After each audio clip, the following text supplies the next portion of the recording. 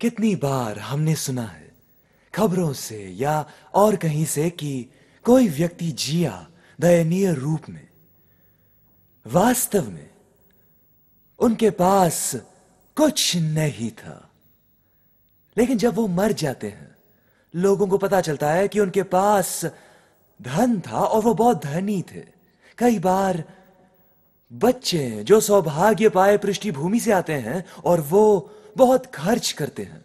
कुछ लोग बड़े नाम वाले परिवार से आते हैं लेकिन फिर भी शर्माते हैं अपने परिवार के नाम लेने से। संसार के दृष्टिकोण से मैंने ये वाक्य देखा जो ऑस्कर वाइल्ड का था, जिन्होंने बहुत अच्छे प्ले लिखे थे। फिर अपने जीवन के अंत में उन्होंने अंगीकार किया। उन्होंने यही कहा, बस ध्यान रखिए कि ये प्रभु को नहीं जानते थे। उन्होंने कहा कि प्रभु ने मुझे लगभग सब कुछ दिया है, लेकिन मैंने खुद को काफी समय तक लापरवाही और शारीरिक आराम में बिताया। मैं ऊंचाई से थक गया था, इसलिए जानबूझकर गहराई में गया नए रोमांच को ढूंढने के लिए।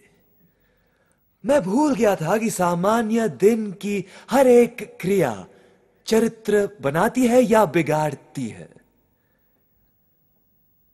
और इसलिए किसी ने जो भी गुप्त में किया है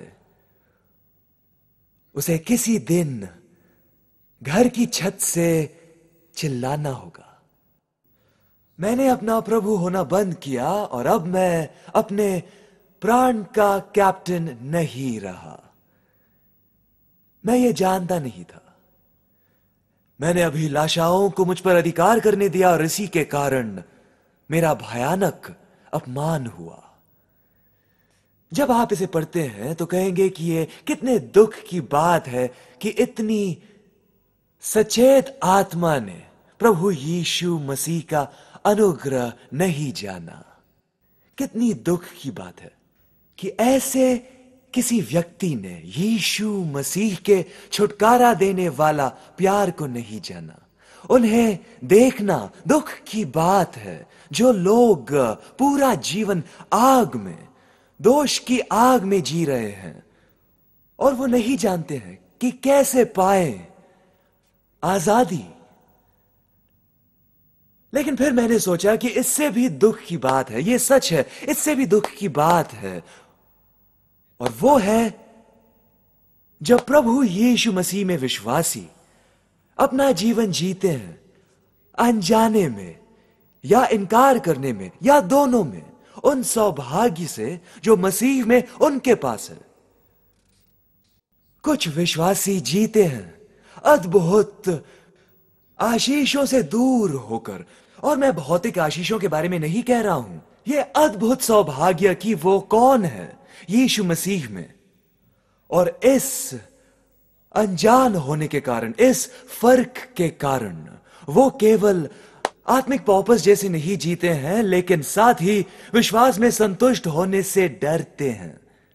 और इसलिए यहूदा इससे पहले कि सच्चे असली विश्वासी को चुनौती दे कि विश्वासी की सच्चाई को लेकर चलने वाले हो, इससे पहले कि वो ये करें, उसे उन्हें वो विशेष सौभाग्य याद दिलाना पड़ा जो उनके पास यीशु मसीह में है। और वो अपनी पत्री में इसी से शुरू करता है। कुछ ही पल मैं आपको बताऊंगा। खुद यहूदा प्रभु यीशु मसीह का रिश्ते में भाई था। यह व्यक्ति जो यीशु का रिश्ते में भाई था, यीशु के प्रेम के कारण इतना रोमांचित था कि वो इतना नम्र होता है, यीशु के अनुग्रह के कारण कि वो यीशु में उसके पास जो सौभाग्य है उसके कारण रोमांचित था कि वो खुद को कहता है ड्यूलॉस, यानी यीशु का बंधा गुलाम, यानी गुलाम यीशु का। वो खुद को केवल याकूब के भाई के रूप में बताता है, यीशु का गुलाम और याकूब का भाई। कुंवारी के द्वारा प्रभु यीशु मसीह के जन्म के बाद बाइबल कहती है कि वहां 4 भाई थे और यीशु की बहुत सी बहनें थीं। जो स्वाभाविक रूप में पैदा हुई थी। मत्ती 13:55 में इन चारों का नाम है। साथ ही मरकुस 6:3 में और पौलुस गलतियों में इसके बारे में विवरण देता है। अध्याय 1:19 में मत्ती हमें बताता है कि यह है याकूब, यूसुफ, शिमोन और यहूदा, और बहुत सी बहनें थीं। यहां यहूदा खुद को इतना अयोग्य समझता है कि खुद को यीशु का भाई भी नहीं कहता। वो कहता है कि मैं यीशु का ड्यूलॉस हूं।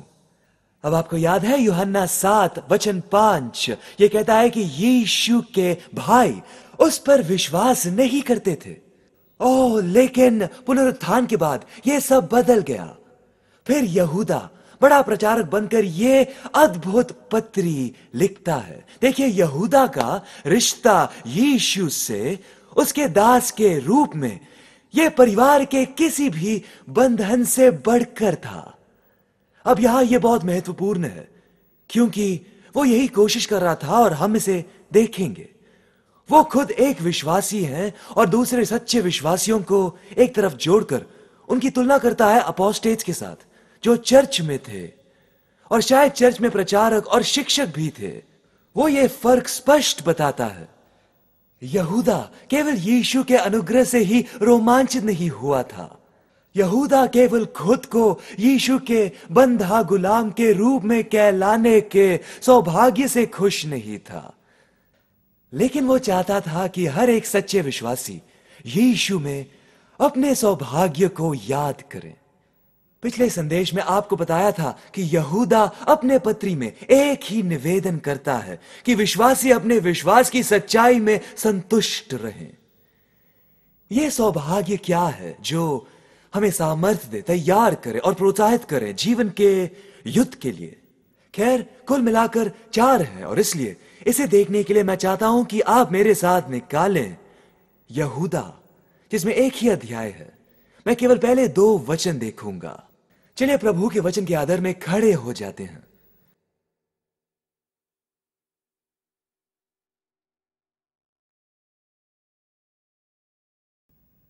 यहूदा की ओर से, जो यीशु मसीह का दास और याकूब का भाई है, उन बुलाए हुओं के नाम जो परमेश्वर पिता में प्रिय और सुरक्षित हैं, यीशु मसीह के लिए दया और शांति और प्रेम तुम्हें बहुतायत से प्राप्त होता रहे। यहां 4 अद्भुत सौभाग्य हैं जो यीशु मसीह में सच्चे विश्वासियों के पास है, और ये बढ़कर है संसार के सारे धन से। सबसे पहले, हम पवित्र आत्मा परमेश्वर के द्वारा बुलाए गए हैं। समझाने के लिए जानबूझकर इस शब्द का उपयोग कर रहा हूं। दूसरा है, हमें प्यार किया है परमेश्वर पिता ने। और तीसरा है कि हम सुरक्षित हैं पुत्र परमेश्वर यीशु मसीह के द्वारा। और चौथा है कि हम बहुतायत से आशीष पाए हैं पवित्र त्रिएकता के द्वारा। वो कहता है कि सच्चे विश्वासी बुलाए गए हैं पवित्र आत्मा परमेश्वर के द्वारा। वो ही हमें बुलाता है। लेकिन ये वही शब्द नहीं है कि परमेश्वर पापियों को पश्चाताप करके उसमें विश्वास करने के लिए बुलाता है। यह उससे पूरी तरह से अलग है, जिसके बारे में यहां यहूदा हमें बता रहा है। सही अनुवाद होगा कि बुलाए गए या विवश हुए। इसलिए मैंने अपनी आउटलाइन में इसका उपयोग किया। आप कहेंगे मैं किसके बारे में कह रहा हूं? खैर, मैं उस पल के बारे में कह रहा हूं जब हम में से हर एक व्यक्ति वहां रहे हैं, और अगर नहीं तो आशा है और भरोसा करता हूं कि आज आपके लिए यह पल होगा। लेकिन हर सच्चा विश्वासी हमारे जीवन में ऐसी परिस्थिति में जा चुका है जहां हम अपने पाप और अपराध के लिए मरे हुए थे। हमारे जीवन में एक समय हम सब उनके साथ जन्मे हैं। हम हमारे जीवन में पाप की सामर्थ का इनकार करते थे। हम पूरा इनकार करते थे कि हमारी जरूरत है, उद्धारक के लिए बड़ी जरूरत है। हम अपने अधोगति की दशा का इनकार करते थे। फिर पवित्र आत्मा भीतर आता है और अलौकिक रूप में हमारी आंखें खोलता है और फिर हमें हमारी आत्मिक मृत्यु से उठाता है। तब अचानक हमारे अंदर का निरंकाल हिलने लगता है। अचानक हम कहते हैं कि मैं जी रहा हूं, पहले मैं मर गया था लेकिन अब जीवित हूं। जब आप जागते हैं, वो आत्मिक जागृति, उस पल में आप इतने रोमांचित होते हैं इस सच्चाई से कि आपने पवित्र परमेश्वर को चोट पहुंचाई है, कि आप एक पापी हैं और आप खुद को कभी बचा नहीं सकते हैं, कि आपको उद्धार की बड़ी जरूरत है, कि आपके पाप माफ करें और पिता परमेश्वर के साथ आपका मेल मिलाप करें और वास्तव में आपको अनंत जीवन दें। वही वो पल है जब आप आत्मिक मृत्यु से जागते हैं। वही वो पल है जब प्रभु की बुलाहट आपके जीवन पर आती है, आपको आने का बुलावा देती है, आपको आने के लिए विवश करती है ताकि सत्य को देख सकें। ये वही बुलाहट है जिसके बारे में यीशु ने कहा यूहन्ना 6:44 में। उसने कहा कोई भी मेरे पास नहीं आ सकता है, मेरे साथ कहिए, कोई भी मेरे पास नहीं आ सकता है जब तक कि पिता जिसने मुझे भेजा है वो उसे न बुलाए, उसे पुकारें, उसे विवश करें। कितना अद्भुत है, कितना अद्भुत है कि प्रभु की महान बुद्धि में वो हमें बुलाता है अपने अनुग्रह से, अपनी महान इच्छा से, अपनी खुशी से, अपनी ही दया से और अपने ही अनुग्रह से। इसका कोई संबंध नहीं है कि आप कौन हैं, इसका कोई संबंध नहीं है कि आपने क्या किया है। यही हमें प्रोत्साहित करने पाए कि हम खुद को सत्य से संतुष्ट होने के लिए दे दें, चाहे कोई भी कीमत हो, चाहे कोई भी कुछ भी कहे। लेकिन यही काफी नहीं है। दूसरा, वो कहता है कि पिता परमेश्वर तुमसे प्यार करता है। यह है एक और शब्द जो समझ से बाहर है। मैं भी नहीं कहता कि मैं इसे समझकर जान सकता हूं, और मैं सहमत हूं कि इसे कभी नहीं समझ पाऊंगा जब तक कि स्वर्ग में न जाऊं, जब तक कि महिमा के उस पार न चला जाऊं। क्यों? क्योंकि प्रभु हमसे प्यार ही नहीं करता, लेकिन हम प्यारे भी हैं उसके। इसमें बहुत फर्क है। एक मिनट में इसे समझाऊंगा। संसार की सृष्टि से पहले प्रभु आपसे बहुत प्यार करता था। पृथ्वी बनाई जाने के पहले प्रभु आपसे प्यार करता था अद्भुत रूप में।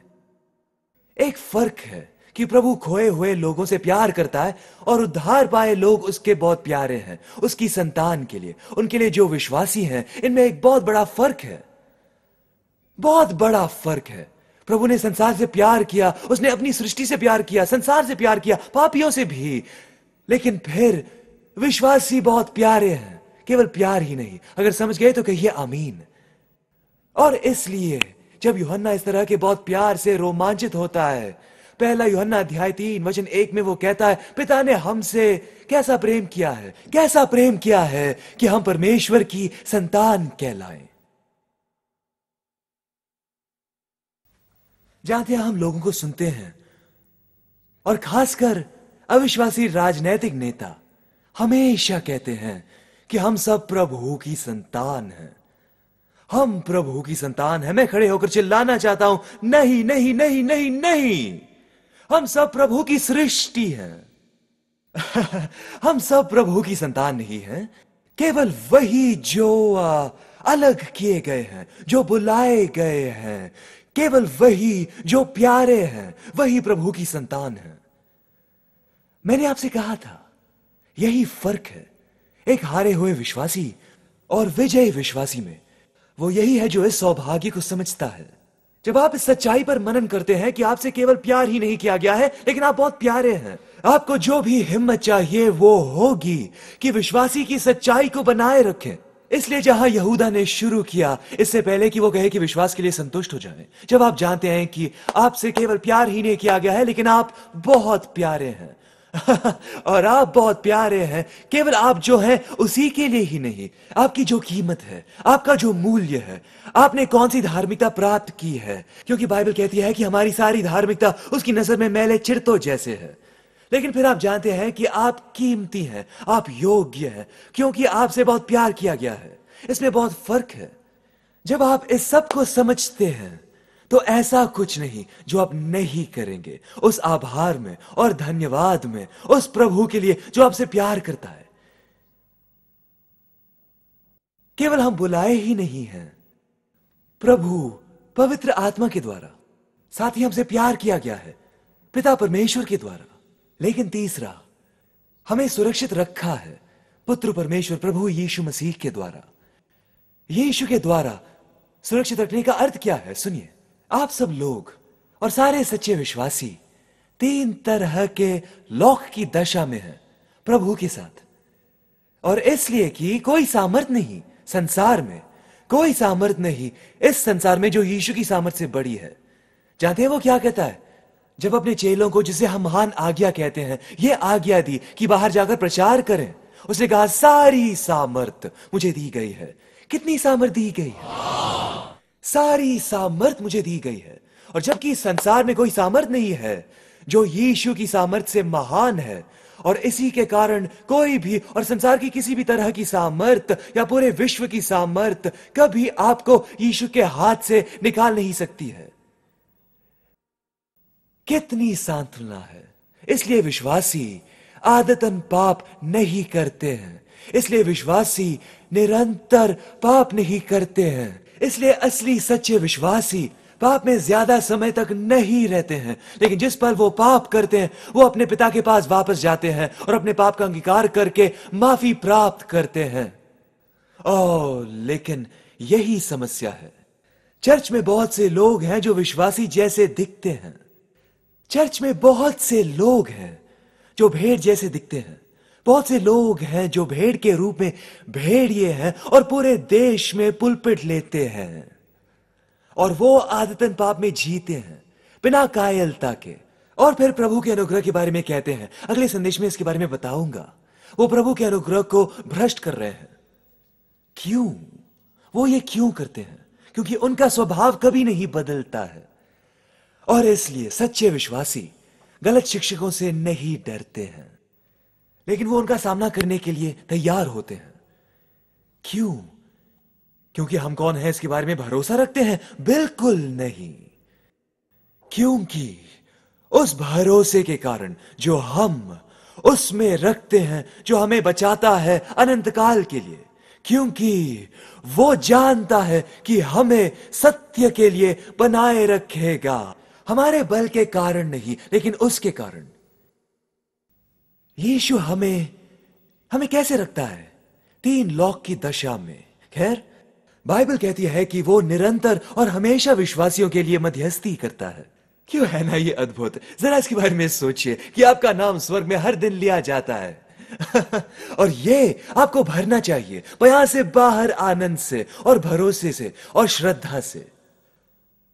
पवित्र आत्मा परमेश्वर के द्वारा बुलाए गए, पिता परमेश्वर के द्वारा प्यार किए गए, पुत्र परमेश्वर के द्वारा बचाए गए।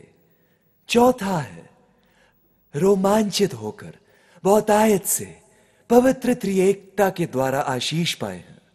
सामान्य रूप में तीन मुख्य चित्र हैं जो हमारे जीवन पर अधिकार करते हैं। इसमें पहला है प्रभु के साथ हमारा संबंध, दूसरा है हमारा खुद के साथ का संबंध, फिर दूसरों के साथ हमारा संबंध। और आप इसके बारे में सोचिए कि ये तीन बातें जीवन पर अधिकार करने वाली चीजें हैं। जब आप यीशु मसीह के द्वारा परमेश्वर के साथ संबंध में आते हैं, यहूदा कहता है कि आप बहुतायत की दया पाएंगे। इसका क्या अर्थ है? इसका अर्थ है कि आप जिसके लायक हैं वो आपको नहीं देता है। जब हमारा अपने साथ के संबंध की बात आती है,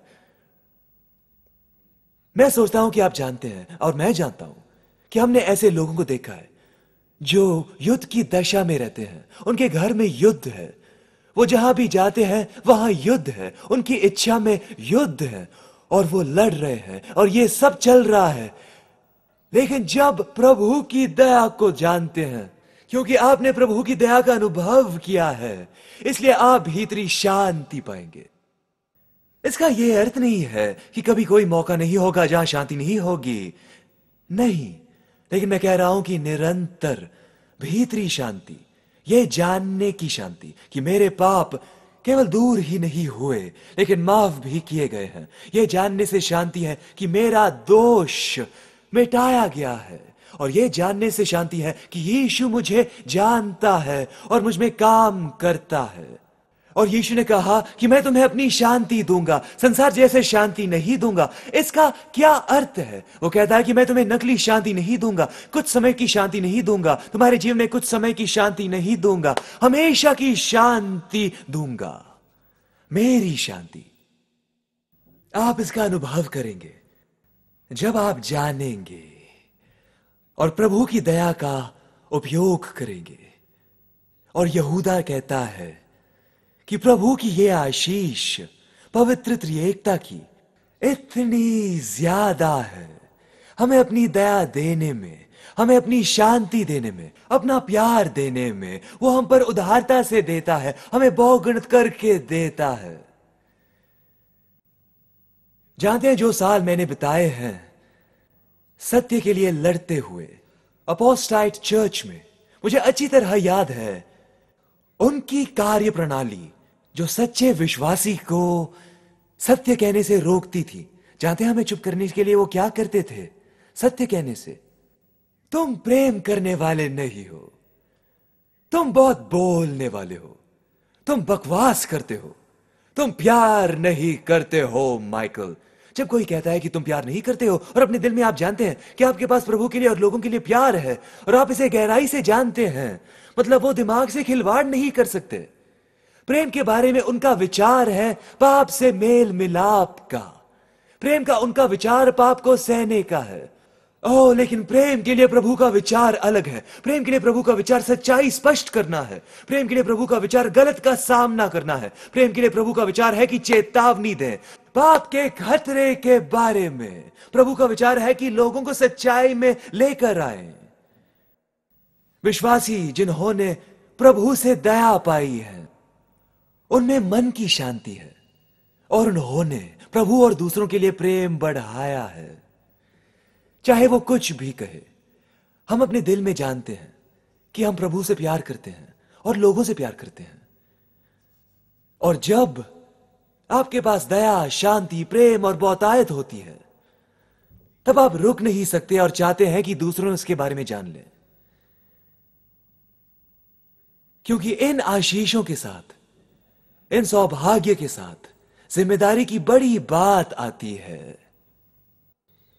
लेकिन मैं नहीं सोचता कि मैं इस संदेश में बता पाऊंगा उस व्यक्ति से बात किए बिना जो आज यहां है या देख रहे हैं, जिन्होंने प्रभु की दया कभी अनुभव नहीं की है। आज हम वास्तव में खुद को प्रभु की दया में फेंक सकते हैं और आप उसके पास आ सकते हैं इसी पल, ताकि आप खुद को उसकी दया में रखें। तब आप केवल दया ही नहीं पाएंगे, आप शांति पाएंगे और प्रेम की बारिश पाएंगे। अगर आप परमेश्वर को स्वयं पहचानना चाहते हैं तो हमसे पत्रिका की मांग कीजिए। जो आप पाना चाहते हैं उस आनंद को खोजिए।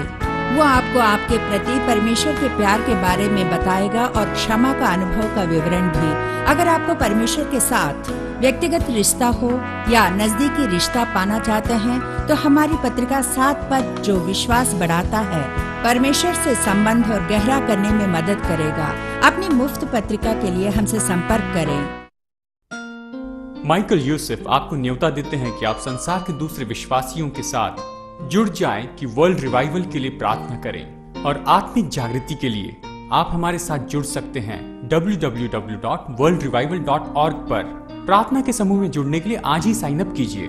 निरंतर अपडेट्स पाएं, दूसरे देशों के विश्वासियों के साथ आप जुड़ जाएं, अपने प्रार्थना निवेदन बांटें, जो अपने विश्वास के लिए सताए जाते हैं इसे दूसरे विश्वासियों की ओर से सीखें, दूसरे विश्वासियों के साथ नेटवर्क करें और बहुत कुछ है। आइए हम समर्पण करें एक दूसरे के लिए प्रार्थना करने और आत्मिक जागृति के लिए। आज ही worldrevival.org पर साइन अप कीजिए और इस प्रार्थना के अद्भुत अनुभव में हमारे साथ जुड़ जाएं।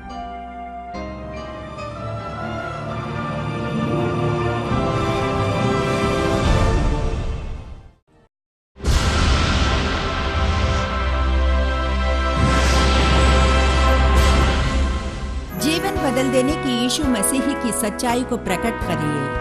ये कार्यक्रम लीडिंग द वे प्रस्तुत करते हैं डॉक्टर माइकल यूसुफ।